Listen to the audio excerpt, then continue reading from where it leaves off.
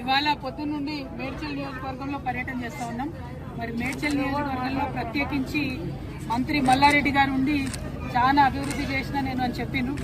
దాదాపుగా ఒక టర్మ్ ఆయన ఎమ్మెల్యే ఉండే, ఒక టర్మ్ ఎంపీగా ఉండే, ఒక టర్మ్ మంత్రిగా ఉండే. కానీ ఇప్పుడు ఎక్కడ చూసినా జవహర్ నగర్ కావచ్చు, మేము దమ్మాయిగూడ కావచ్చు, అన్ని ఏరియాస్ తిరుక్కుంటూ వస్తున్నాం. ఎక్కడ చూసినా మౌలికమైనటువంటి వసతులు, తాగునీరు కానీ, రోడ్లు కానీ, స్కూళ్ళు కానీ, హాస్పిటల్ కానీ ప్రతి ఒక్కదానికి ప్రజలు ఇబ్బంది పడుతున్నటువంటి పరిస్థితి.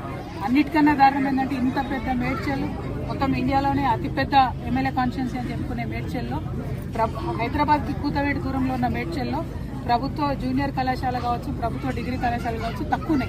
మొత్తం ప్రైవేట్ పరమైపోయింది, ప్రైవేట్ ఎడ్యుకేషన్ హబ్గా మారిపోయింది, గంజాయి కడ్డగా మారిపోయింది. మొత్తం మేడ్చల్ తప్పితే అభివృద్ధి వైపు అడుగులేసింది లేదు. ఏమన్నా జరిగింది మేడ్చల్లో అంటే కేవలం ఇదివరకు టీఆర్ఎస్ ప్రభుత్వం ఉన్నప్పుడు డంప్ యార్డ్ సమస్య కొంత మేరకు తీరింది. ఇప్పుడు కాంగ్రెస్ వచ్చినాక అది డబుల్ త్రిబుల్ అయింది, 2-3 గుంటలు అయిపోయింది. అదేవిధంగా అంతకుముందు కొన్ని పెన్షన్స్ వచ్చినాయి, ఆ పెన్షన్స్ ఇప్పుడు పెరగలేదు. అంతకు మించి మేడ్చల్లో నేను పూలమ్మినా, నేను పాలమ్మినా అని చెప్పే మల్లారెడ్డి గారు పూలమ్మడం, పాలమ్మడంతో పాటు అనేక ఎకరాల భూమిని కబ్జా పెట్టిండ్రు. 2 రోడ్డు విస్తరణ ఏదైతే జరగాలో జరగకుండా అడ్డుపడతా ఉన్నారు. వారి కాలేజీలు, వారి యూనివర్సిటీలు తప్పితే ప్రజలేం బాగుపడ్డారని చూస్తే మాత్రం దారుణమైన పరిస్థితి. ఎందుకంటే గవర్నమెంట్ కట్టించిన డబుల్ బెడ్రూమ్ దగ్గరికి పోయొచ్చిన మేము పొద్దున 4,000 మంది ఉన్నారు. 4,000 మందికి 2-3 బస్సులు కూడా లేని పరిస్థితి. మరి మినిస్టర్గా ఉండి, లేబర్ మినిస్టర్గా ఉండి కనీస మానవ హక్కుల కోసం ఆలోచించాల్సింది, అది చేయలేదు. ఇప్పుడు జవహర్ నగర్ మొత్తం ఏరియా అంతా చూస్తున్నాం. అందరితో కూడా 58, 59 జీవో కింద పైసలు కట్టించుకున్న రిజిస్ట్రేషన్. ఎందుకోసం కాలేదు రిజిస్ట్రేషన్? ఎందుకైతే లేవు? ఎట్లా మేయర్ గారి కుటుంబ సభ్యులకు రిజిస్ట్రేషన్ అయిందని చెప్తా ఉన్నారు, మల్లారెడ్డి గారి కుటుంబ సభ్యులకు రిజిస్ట్రేషన్ అయిందని చెప్తున్నారు. వాళ్ళకు మాత్రం రిజిస్ట్రేషన్ అయ్యి సామాన్య ప్రజలకు ఎందుకు రిజిస్ట్రేషన్ కాదు? ఎవరు కాపాడుతున్నారు మల్లారెడ్డి గారిని? ఎవరు అండదండలు చూసుకొని రిజిస్ట్రేషన్ చేసేటోళ్ళు?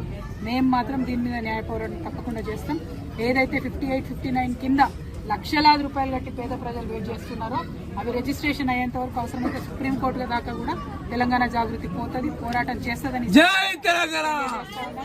అదేవిధంగా ఏదైతే ఆ డంపింగ్ యార్డ్ పరిస్థితి అలా చూస్తూ ఉంటే ఎంత దారుణంగా ఉందంటే, ఆ రోడ్లు ఇష్టం వచ్చినట్టు ఖరాబ్ చేసుకుంటూ 100ల సంఖ్యలో లారీలు రావడం, కనీసం ఎవరైనా గుద్దితే కూడా లెక్క లేకుండా రోడ్డు పక్కన పడేసిపోవడం, అవన్నీ కూడా మీ దృష్టిలో కూడా ఉన్నాయి.